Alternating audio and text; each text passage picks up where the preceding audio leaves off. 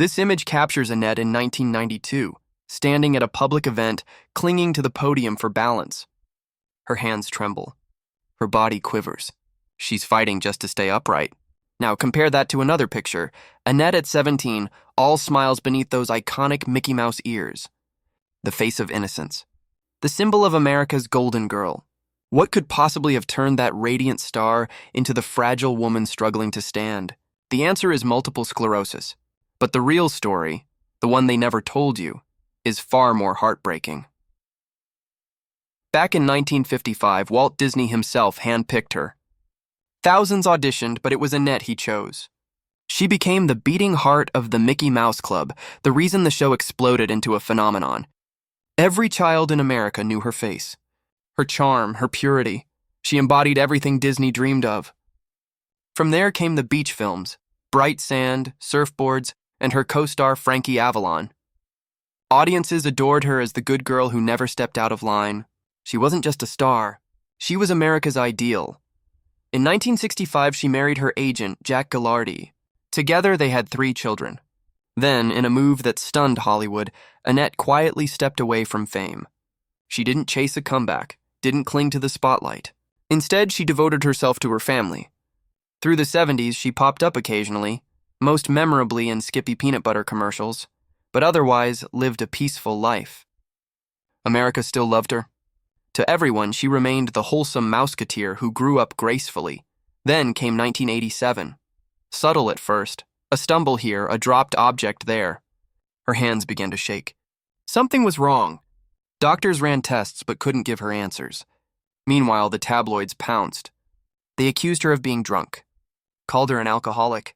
Headlines screamed that Disney's perfect girl had fallen apart. But the truth was far darker. Her own body had turned against her.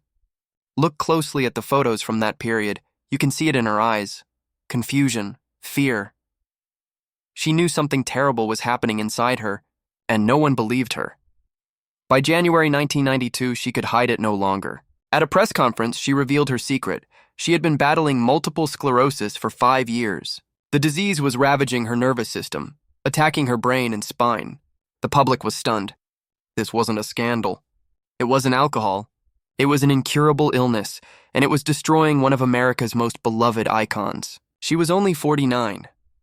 That day as she spoke, hearts broke across the country. But what the world didn't fully see was how deeply MS stripped her of her identity. The girl who danced effortlessly, who smiled for millions, she vanished. Soon she could barely move. Her speech slurred. Her vision blurred.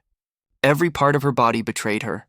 The once vibrant performer became confined to a wheelchair, unable to feed or dress herself, trapped inside a body that no longer listened.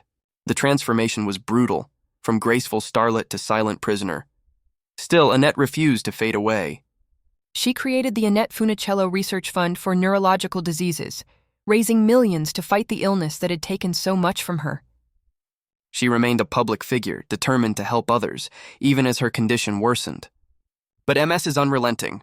In 2011, she was struck by pneumonia. Her immune system, already ravaged, couldn't recover. Bedridden and unable to speak, she fought as long as she could. On April 8, 2013, Annette Funicello passed away at the age of 70.